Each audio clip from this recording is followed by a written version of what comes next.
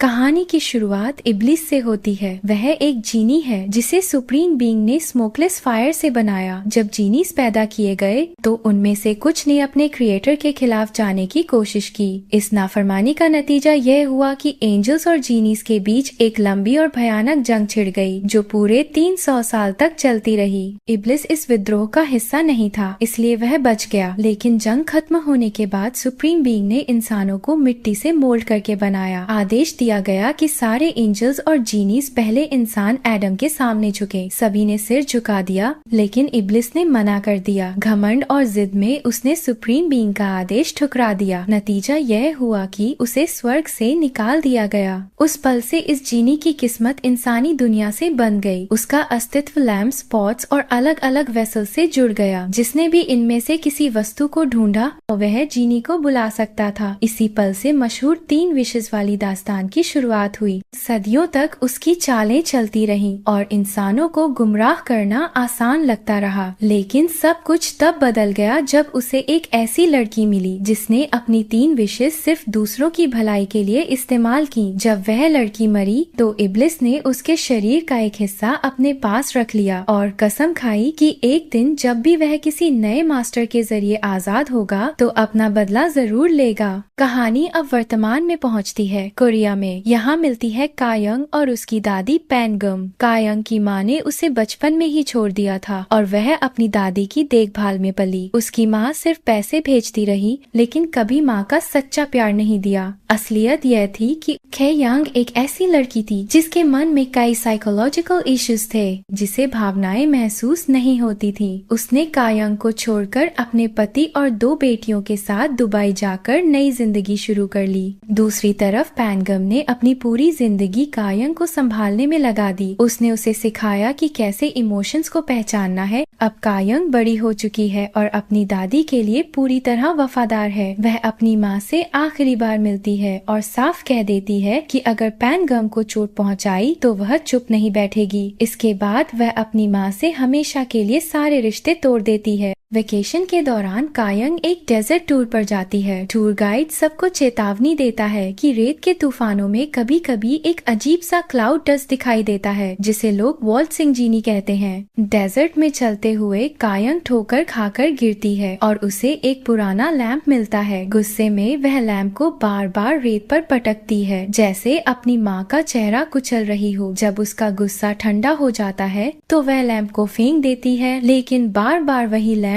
उसके पास लौट आता है। इसी के साथ इब्लिस आजाद हो जाता है। इब्लिस उसे तुरंत पहचान लेता है, लेकिन कायंग को उनकी पिछली जिंदगी की कोई याद नहीं होती। वह हेयरपिन निकालकर इब्लिस को चोट पहुंचाने की धमकी देती है। इब्लिस अपना परिचय देने की कोशिश करता है, मगर अचानक उसे मोशन सिकनेस हो जाती है। कायंग उसे बेवकूफ समझकर नजरअंदाजा कर देती है। रात को जब वह अपने होटल लौटती है तो पाती है कि इब्लिस आराम से उसके कमरे की सोफा पर लेटा है और उसके लंबे बाल चारों ओर फैले हुए हैं। इब्लिस हैरान है कि कायंग को उनकी पुरानी मुलाकात की कोई याद नहीं, लेकिन कायंग को कोई परवाह नहीं कि वह 983 साल तक लैंप में कैद रहा। फ्लैशबैक में हमें साडे दिखता है जो इब्लिस का मिथिकल सर्वेंट था। उसका काम था कि हर बार जब कायंग रीइंकार्नेट हो तो इब्लिस को अपडेट्स देता रहे। लैंप में बंद रहते हुए इब्लिस के दिमाग में सिर्फ एक ही चीज चलती रही, कायंग से बदला लेना। अब जब वह आजाद हो चुका है और कायंग उसकी नई मास्टर है तो उसके पास परफेक्ट मौका है। बस एक शर्त है, अगर कायंग 3 सेल्फिश विशेस करती है तो इब्लिस जीत जाएगा, लेकिन अगर उनमें से कोई भी विश सेल्फलेस निकली तो उसका अंत निश्चित है।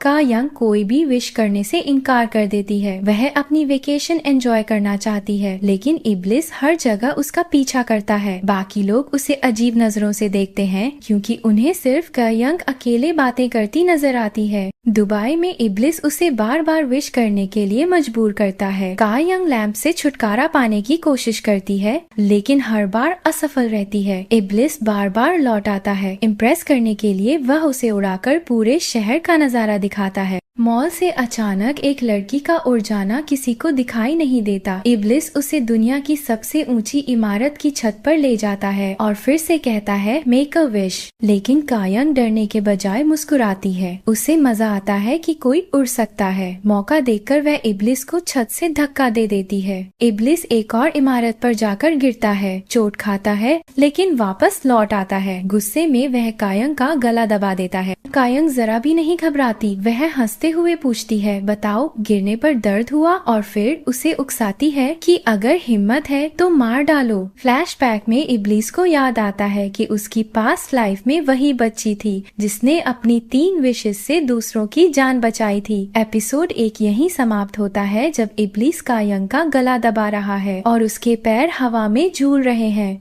कहानी एपिसोड 2 में वहीं से आगे बढ़ती है जहां हमने छोड़ा था। इब्लिस कायंग को ऊपर से गिराने की धमकी देता है, लेकिन आखिर में वो उसे नीचे रख देता है और चेतावनी देता है कि अगर उसने उसे मारने की कोशिश दोबारा की तो वो पूरी दुनिया को खत्म कर देगा। गुस्से में वो उसे रूफटॉप पर छोड़कर उड़ जाता है। थोड़ी देर बाद इब्लिस फिर से सादे से मिलता है। सादे अब एक अमीर अरब आदमी का पालतू बनकर मजे की जिंदगी जी रहा होता है। दोनों डेजर्ट में मिलते हैं और सादे कोशिश करता है कि इब्लिस को आज की दुनिया की आदतें सिखा दे। इतने 100,000 सालों में डेजर्ट तक बदल चुका था। इधर कायंग की वेकेशन खत्म हो जाती है और वो घर लौटने के लिए फ्लाइट पकड़ लेती है, लेकिन वो होटल रूम में लैंप छोड़ आती है। अचानक इब्लिस उसी फ्लाइट पर उसके सामने आ जाता है, आराम से बैठकर जैसे सब उसका ही है। वो उसके घर तक पीछे पीछे पहुंच जाता है और सब लोग मान लेते हैं कि शायद ये उसका होने वाला पति है। पैंजम उसे देखकर हैरान हो जाती है। इब्लिस खुद को ली ब्यूली के नाम से इंट्रोड्यूस करता है। कायंग तुरंत कुछ रूल्स बना देती है अगर उसे घर में रहना है, लेकिन जैसा कि हमेशा होता है इब्लिस उसकी नसों पर चढ़ने लगता है और कायंग फिर से अपने कोपिंग तरीकों का सहारा लेती है। एक फ्लैशबैक में दिखाया जाता है कि पैंजियम ने बचपन में कायंग के लिए कितनी मेहनत की थी। कायंग हमेशा उसकी बात सुनती थी और पढ़ाई में बहुत अच्छा करती थी। जब वो क्लास में टॉप करती थी तो पैंजियम के सपने और बढ़ जाते थे, लेकिन जब उसने मैकेनिक का काम शुरू किया तो पैंजियम का दिल टूट गया।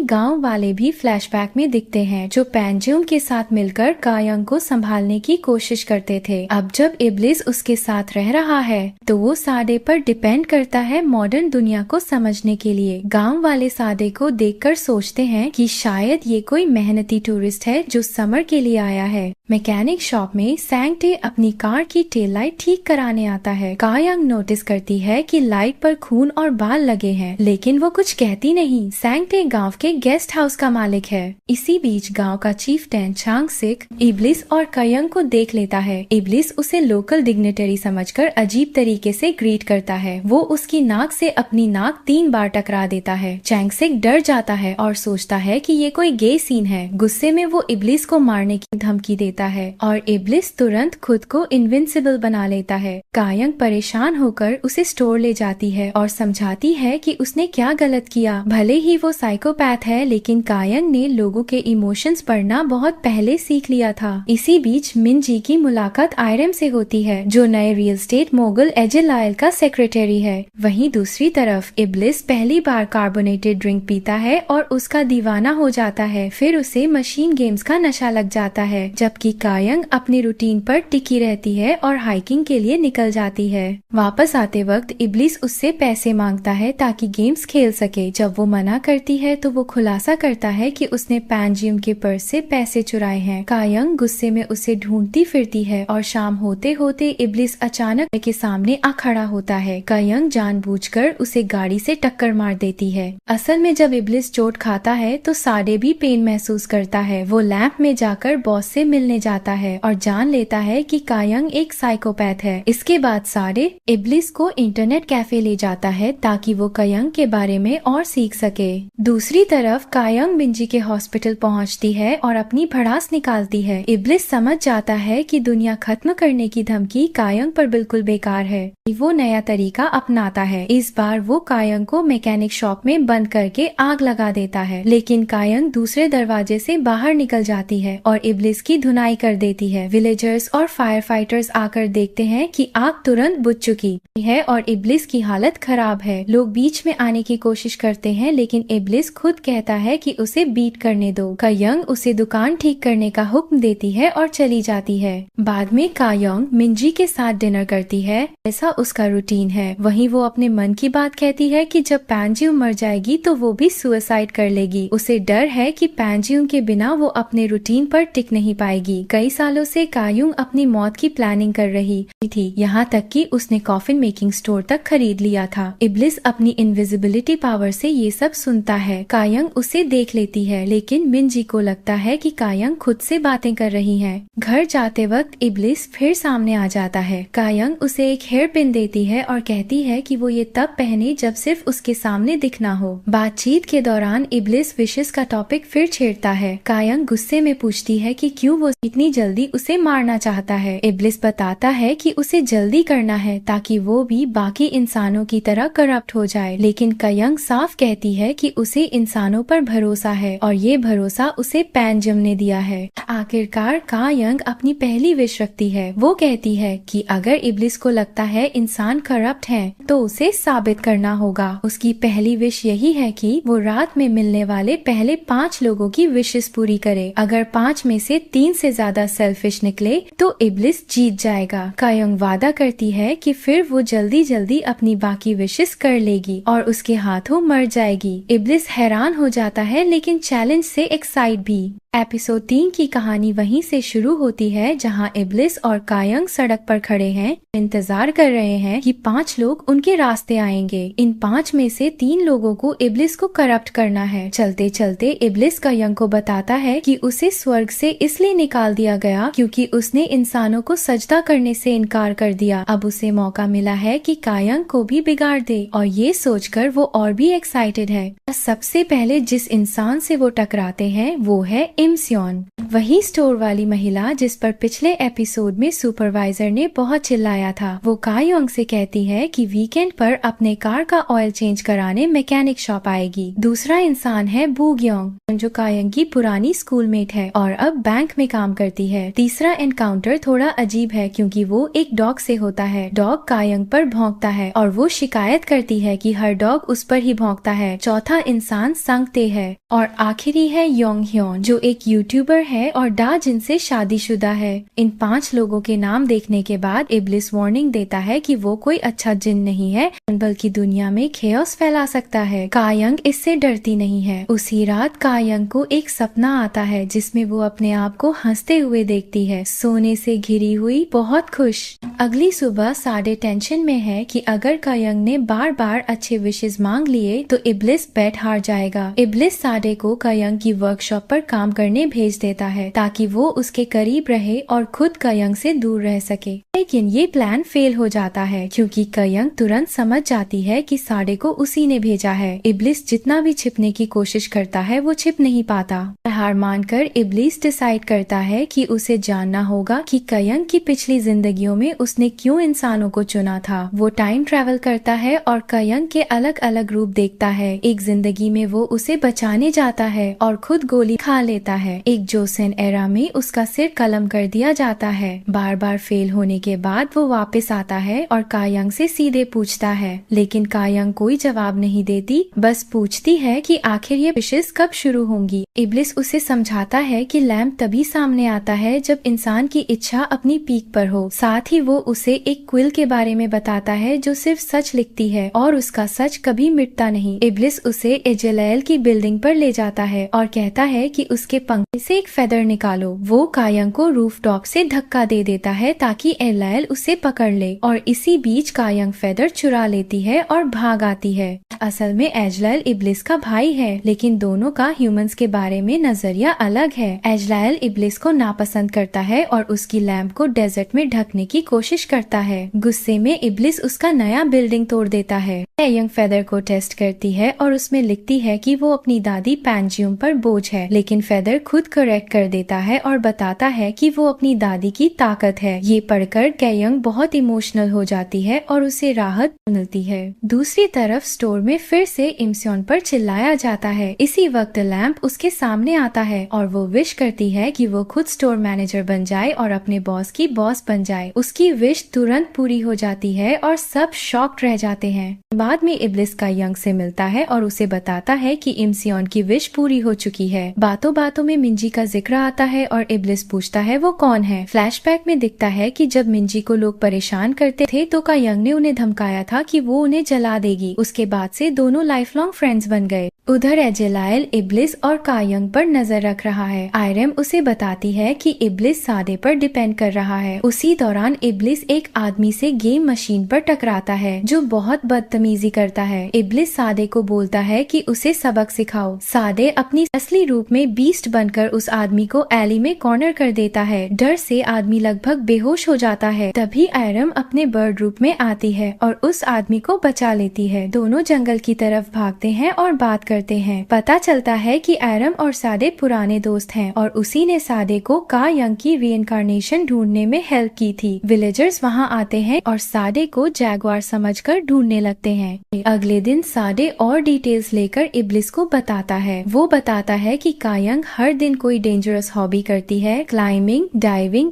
वुड वर्किंग, ताकि एक दिन उसकी एक्सीडेंटल डेथ हो जाए। साथ ही वो अपना कॉफिन खुद बनाना सीख रही है। इब्लिस को शौक लगता है और समझता है कि जब तक उसकी दादी पैंजुम जिंदा है कायंग खुद को रोके हुए है। अब इब्लिस पैंजुम की हेल्प करने लगता है, भी उसके सारे काम करने लगता है। पैंजुम भी उसे ऑब्जर्व करती है लेकिन उसके बातों से कंफ्यूज्ड हो जाती है। उसे लगता है कि इब्लिस का दिमाग ठीक नहीं है क्योंकि वो ऐसी बातें करता है जो कोई नहीं मान सकता। कायंग अपनी डॉक्टर अपॉइंटमेंट पर जाती है और फिर शॉपिंग करने इब्लिस उसके साथ जाता है। शाम को दोनों एक फैंसी रेस्टोरेंट में डिनर करते हैं। कायंग ने स्टॉक मार्केट से काफी पैसे कमाए थे इसलिए अफोर्ड कर पा रही है। डिनर के बाद कायंग को लगता है कि वो टॉलेस्ट बिल्डिंग देखना चाहती है। इब्लिस उसे वहां ले जाता है और प्रॉमिस लेता है कि वो उसे फिर से पुश नहीं करेगी। वहां से शहर का नजारा बहुत खूबसूरत लगता है। कायंग कन्फेस करती है कि उसे इब्लिस पसंद है और उसे एक जीनी होने का एक्सपीरियंस अच्छा लगता है। इब्लिस उसे और इम्प्रेस करने के लिए पूरे शहर की लाइट्स बंद कर देता है और ऊपर आसमान में तारे जगमगाने लगते हैं। कायंग को मिंजी की बात याद आती है कि अगर कोई लड़का स्टार्स की बात करे तो वो किस करना चाहता है। उसी मोमेंट वो अचानक इब्लिस को किस कर देती है। इब्लिस थोड़ा सरप्राइज्ड होता है लेकिन फिर खुद उसे किस करता है ताकि प्रूव कर सके कि वो अच्छा किसर है।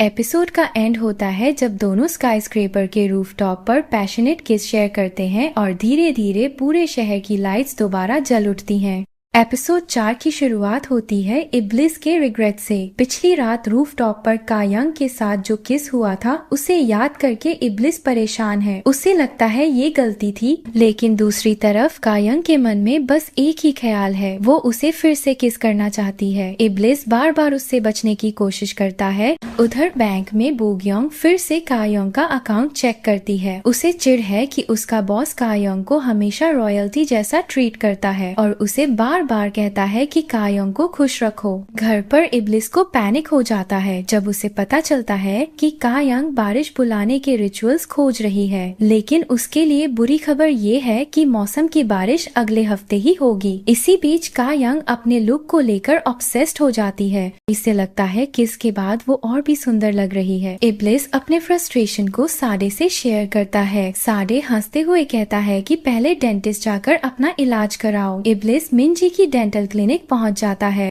लेकिन छोटी सी मुलाकात के बाद मिंजी उसे पहचान लेती है और तुरंत कायंग को कॉल कर देती है। मिंजी कायंग को समझाती है कि इब्लिस से दूर रहो, वो तुम्हें पैसे के लिए यूज कर रहा है। कायंग गुस्से में इब्लिस को मारती भी है और फिर उसे पुलिस के हवाले कर देती है, ये बोलकर कि उसने कार इंजन ऑन रहते हुए शराब पी। पुलिस स्टेशन में साडे किसी तरह उसकी हेल्प करता है और उसे छुड़वाता है। इसके बाद इब्लिस फेस्टिवल में पहुंचता है और फायरवर्क्स की तैयारी करवाता है। अब वो प्लान करता है कि कायंग को करप्ट करने के लिए उसे सेड्यूस करेगा। फेस्टिवल में पैंजियम उससे कतराती रहती है, तभी कोई उसका हेयर पिन चुरा लेता है जो कायंग ने उसे गिफ्ट किया था। चोरी की वजह से वो 2 राइवल पिक पॉकेट ग्रुप्स के बीच फंस जाता है लेकिन आखिर आखिरकार हेयरपिन वापस मिल जाता है। शाम को फायरवर्क्स शुरू होते हैं, लेकिन इब्लिस की गलती से उसमें कर्सिव वर्ड्स दिखाई देने लगते हैं।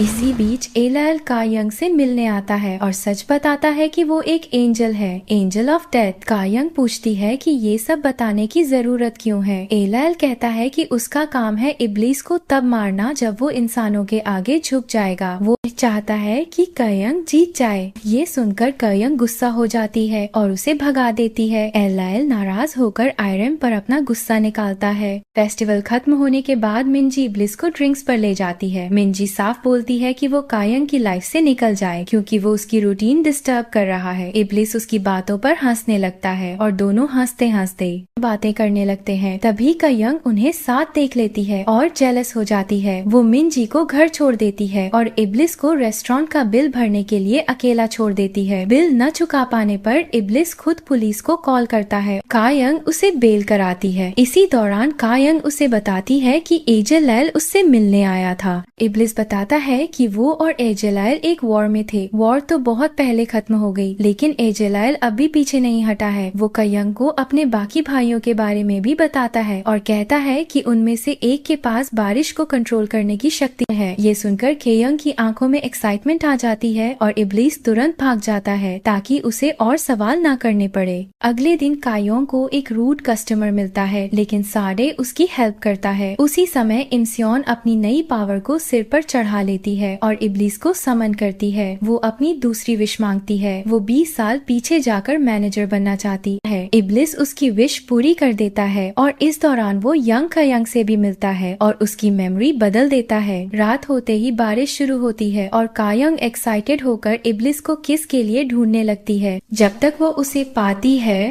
बारिश रुक चुकी होती है। उसी वक्त एक डॉग बार बार कायंग पर भौंकता है क्योंकि उसे उसके रिएक्शन समझ नहीं आते। इब्लिस डिसाइड करता है कि अब डॉग से उसका विश पूछने का वक्त आ गया है, लेकिन उससे पहले वो उसे कहता है कि बाकी डॉग से बोलो कि कायंग पर न भौंके। डॉग विश करता है कि उसे डैनियल हेनी जैसा चार्मिंग इंसान बना दिया जाए। अगली सुबह टाउन में एक बेहद हैंडसम आदमी आता है, लेकिन जब वो डॉग जैसी हरकतें करने लगता है सब औरतों का इंटरेस्ट खत्म हो जाता है। दूसरी ओर एजेलायल एक बूढ़े आदमी की आत्मा को शांति देता है। घर में पान जिम को कायंग की नोटबुक मिलती है और वो चिंता करती है कि कायंग शायद अपनी मेंटल स्टेट खो रही है। कायंग इब्लिस से कहती है कि क्या वो नोटबुक अपनी लैंप में छिपा सकता है। इब्लिस उसे अंदर बुलाता है और बताता है कि लैंप में वो कितना अकेला महसूस करता है, लेकिन कायंग उसकी फीलिंग समझ नहीं पाती। वो साफ कहती है कि वो एजेलायल को जीतने नहीं देगी और पैनजियम की मौत के बाद इब्लिस को जीतने में मदद करेगी। दोनों दिन भर मिलकर लैंप को सजाते रहते हैं। कायंग सोचती है कि इम्सियोन की विशेस सिर्फ स्टोर तक क्यों लिमिटेड हैं, वो और बड़ा क्यों नहीं सोचती। इब्लिस ह्यूमंस का मजाक उड़ाता है और कायंग गुस्से में उसे मारने की धमकी देती है। इसी बीच पैनजियम लैंप को ढूंढ लेती है और उसे हिलाती है। इब्लिस अचानक कायंग के ऊपर आ गिरता है और दोनों ऑलमोस्ट किस कर लेते हैं। तभी पैनजियम कहती है कि बाहर बारिश हो रही है। दोनों भागकर अल्कोहल लेने निकलते हैं ताकि किस के लिए रूल्स पूरे हो जाएं। लेकिन बाहर पैनजियम रोती हुई मिलती है। ह्यूंग राय उसे बताने आया है कि मिस्टर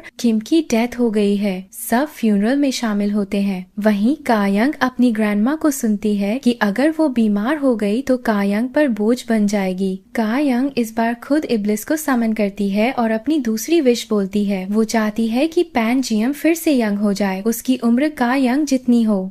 कहानी वहीं से आगे बढ़ती है। कायंग अपना दूसरा विश करती है। इब्लिस उसे समझाता है कि अच्छे से सोच ले, लेकिन कायंग का मन पक्का हो चुका है। वो इब्लिस को कहती है कि 3 दिन के अंदर ये विश पूरी करनी होगी। इसी बीच कायंग हवाई के टिकट्स खरीद लेती है। पैनजियम इतनी एक्साइटेड होती है कि सबको इस ट्रिप के बारे में बता देती है। ह्यूंग राय ये सुनकर जलन से भर उठती है। दूसरी तरफ इम्सियोन अपनी बेटी की हरकतों से परेशान है। उसकी बेटी कई दिनों से स्कूल मिस कर रही है और लड़कों के साथ घूम रही है। हालात तब बिगड़ जाते हैं जब इम्सियोन को बेटी की बिन में नेगेटिव प्रेगनेंसी टेस्ट मिलता है। इब्लिस इम्सियोन को आखिरी विश करने के लिए उकसाता है, लेकिन वो मना कर देती है। 3 दिन गुजर जाते हैं और पैनजियम सुबह उठकर देखती है कि वो फिर से 28 साल की हो गई है। खुशी और शौक से वो कई बार बेहोश हो जाती है। धीरे धीरे जब उसे यकीन हो जाता है तो वो डिसाइड करती है कि अपनी नई जवानी का मजा लेगी। वो केयंग की वार्डरोब से कपड़े उठा लेती है और बाहर निकल पड़ती है। इसी समय आयरम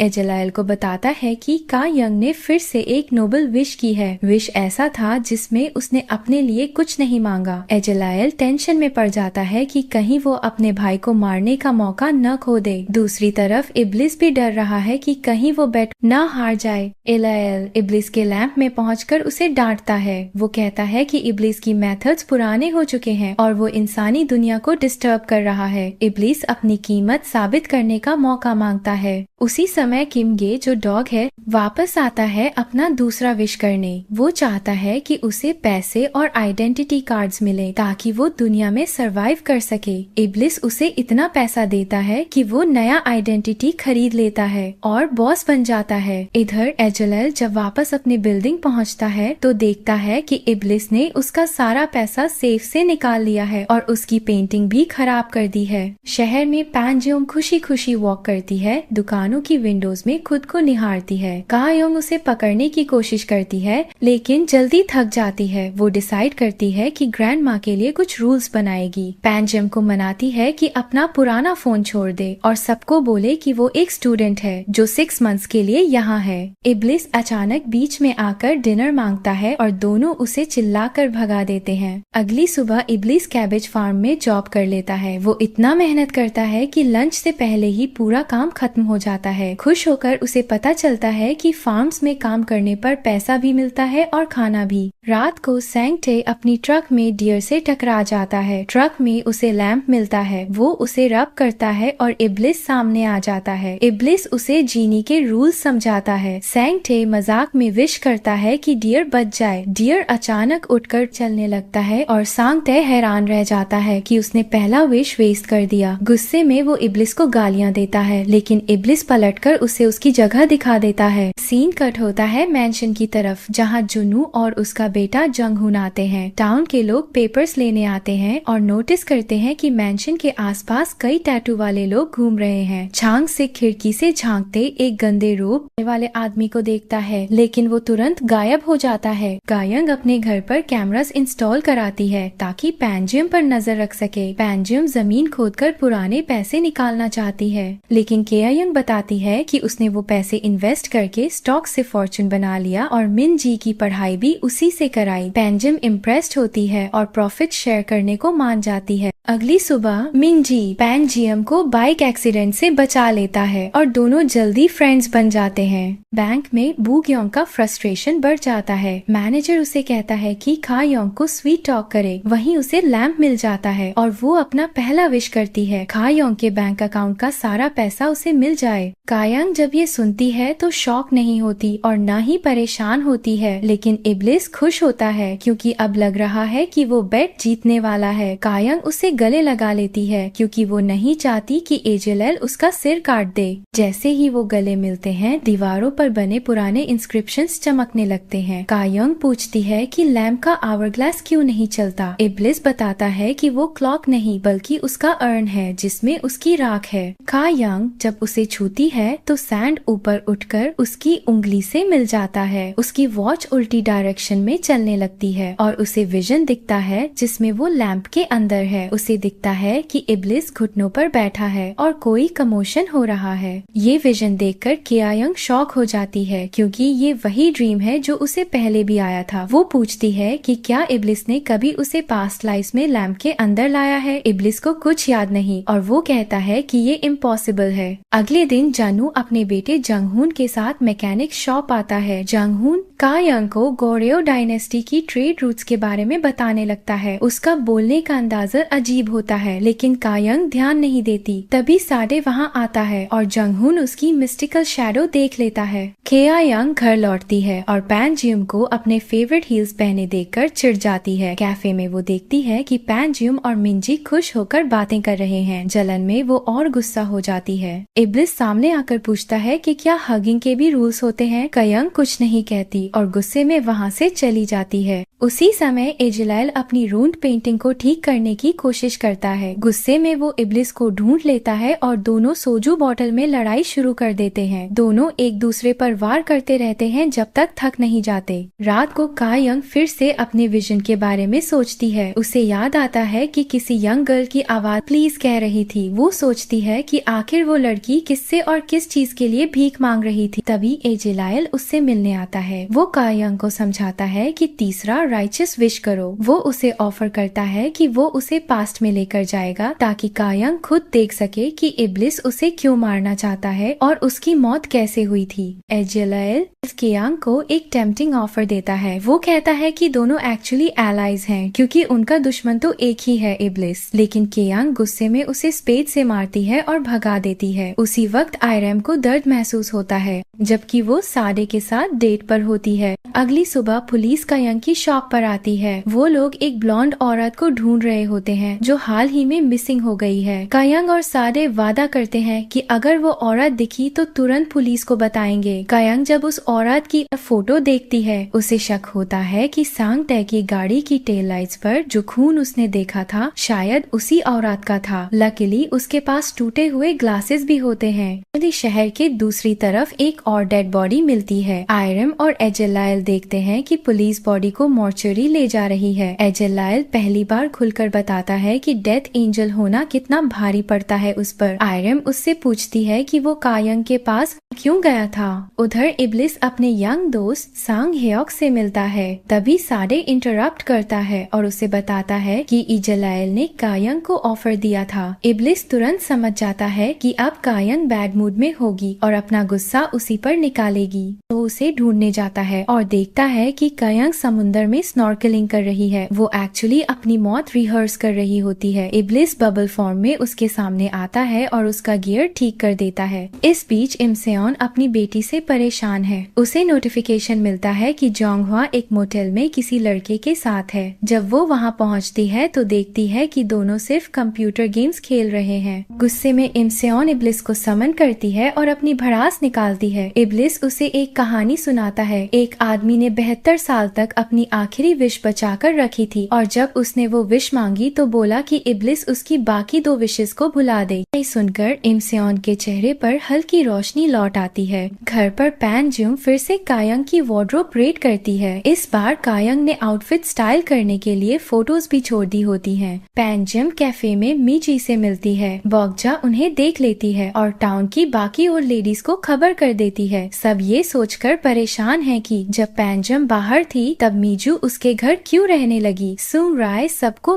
कन्विंस करती है कि कायंग ने अपनी ग्रैंडमा को मार दिया है और मीजू उसकी साथी है। राय चांग सिक और बाकी औरतों को लेकर पैन जियम के घर पहुंचती है। वो कायंग और मीजू पर आरोप लगाती है। मीजू बहुत हर्ट होती है ये देखकर कि संग राय इतनी आसानी से शक कायंग पर डाल रही है। पिनचेंग सिक पैन जियम को कॉल करता है और सरप्राइजिंगली वो फोन उठा लेती है। सब औरतें शॉक्ड हो जाती हैं और फोन छीनकर पैन जियम से बात करती हैं। सब सेटल हो जाता है और ग्रुप घर से चला जाता है। लेकिन सच्चाई ये थी कि पैन जियम वहाँ थी ही नहीं। इब्लिस ने उसकी शेप लेकर सबको ट्रिक किया था। उसे लगा कायंग खुश होगी लेकिन कायंग और डिप्रेस्ड हो जाती है। वो खुद को ब्लेम करती है कि उसने शैतान से डील की थी। उसके वर्ड्स इब्लिस को गहरे तक चोट पहुँचाते हैं।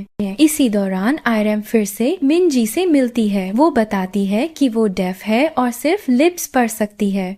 इब्लिस अपना मन शांत करने के लिए गैम्बलिंग डेन में चला जाता है लेकिन पुलिस उसे पकड़ लेती है। बाद में केयांग उसे बेल कराती है और गुस्से में फिर से पीट देती है। उधर बुग्यंग अपनी अगली चाल चलती है। वो इब्लिस से विश करती है कि कायंग की डेली ट्रांसफर लिमिट मैक्स कर दे। तुरंत कायंग बैंक पहुंचकर अपनी लिमिट बढ़ा देती है। बुग्यंग खुशी खुशी रोज कायंग के अकाउंट से पैसे अपने अकाउंट में डालने लगती है। कायंग इब्लिस से कहती है कि उसे एरोगेंस थी कि उसने इंसानों पर ट्रस्ट किया। वो पूछती है कि वो सी में उसके पास क्यों आया था। इधर सांग हियोक इब्लिस को बताता है कि उसकी माँ का बॉयफ्रेंड उन दोनों पर अब्यूज करता है। वो कहता है कि उसे यकीन है कि जब वो भागा तो उसने एक एंजल देखा। वो प्रार्थना करता है कि उसकी माँ सेफ हो। इब्लिस उसे ऑफर देता है कि सिर्फ एक 1 मिनट वो वो उस आदमी से छुटकारा दिला देगा। इब्लिस उस आदमी को डेजर्ट ले जाकर वाइल्ड डॉग्स के हवाले कर देता है। बाद में एजलाइल वहाँ आता है और इब्लिस को डांटता है कि वो ह्यूमंस की जिंदगी में फिर से इंटरफेयर कर रहा है। इब्लिस काउंटर करता है कि एजलाइल ने खुद कायंग को ऑफर दिया था, तो वो क्यों विलेन बने। वो पूछता है कि एजलाइल का असली मोटिव क्या है और क्या वो डर रहा है।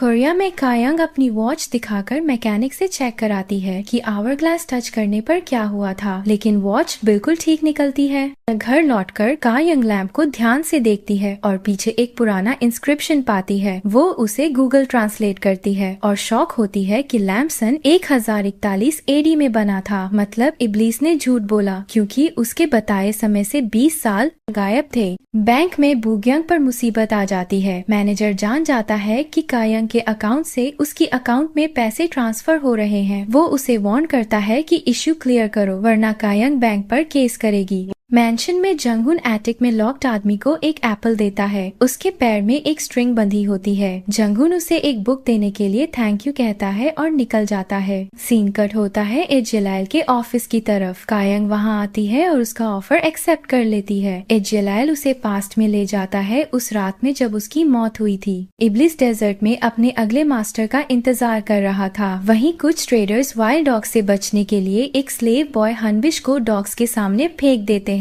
कायंग गिरते गिरते लैम्प तक पहुंचती है और अपनी पहली विश करती है कि हनबिश को बचा लो और उसे लंबी जिंदगी दो। इब्लिस ट्रेडर्स को मार देता है और उनकी लाइफ हनबिश को ट्रांसफर कर देता है। दूसरी विश में कायंग डिमांड करती है कि उसके लोगों की स्लेव ट्रेड हमेशा के लिए बंद हो। इब्लिस ट्रेड रूट्स तोड़ देता है, सुनामीज लाता है और भी ज्यादा लोग मर जाते हैं। तीसरी विश से पहले एजलाइल उसके सामने आता है। वो कहता है कि इन मौतों की जिम्मेदार वही है। कायंग गिल्ट में अपनी लाइफ बचाने से मना कर देती है जब वाइल्ड डॉग्स उसे नोच रहे होते हैं। इब्लिस ने सोचा था कि वो सेल्फिश विश मांगेगी, लेकिन उसने उल्टा पनिशमेंट मांग लिया, खुद के लिए भी और इब्लिस के लिए भी। ये सुनकर इब्लिस आग बबूला हो जाता है। उसी वक्त एजलाइल आता है और इब्लिस को लॉक करने की तैयारी करता है। सुप्रीम बीइंग ने जिस राइचस ह्यूमन का जिक्र किया था वो कायंग ही थी। इब्लिस उसकी बॉडी को धीरे धीरे सड़ते देखता है जब तक वो राख में नहीं बदल जाती। आखिरकार वो उसकी एशेस का कुछ हिस्सा इकट्ठा कर लेता है, जबकि धीरे धीरे लैंप में एब्जॉर्ब हो रहा होता है। प्रेजेंट में कायंग देखती है कि लैंप में बंद होने से पहले इब्लिस के चेहरे पर एक अजीब एक्सप्रेशन था। वो घुटनों पर बैठकर उसका चेहरा ध्यान से देखती है और हाथ से छूती है। उसे शौक होता है कि इब्लिस के चेहरे पर सच्चा पछतावा और गहरी उदासी बनाता है। जैसे ही उसका हाथ इब्लिस के चेहरे को छूता है, लैंप का आवर ग्लास चलने लगता है। कायंग की उम्र एक दिन कम हो जाती है। अचानक इब्लिस के सीने में तेज दर्द उठता है। वो घुटनों पर गिर जाता है। उसका शरीर जलने लगता है। वो जो भी छूता है जल जाता है। उसकी पुरानी यादें लौटने लगती हैं। वो खुद को कायंग से मिलते देखता है। उसे याद आता है कि वो खून के आंसू रो रहा था। उसकी चीखें पूरे डेजर्ट में गूंज रही थीं। और एपिसोड 6 यहीं समाप्त होता है। इस सीजन के अगले एपिसोड्स जल्द ही अपलोड किए जाएंगे। Thank you for watching.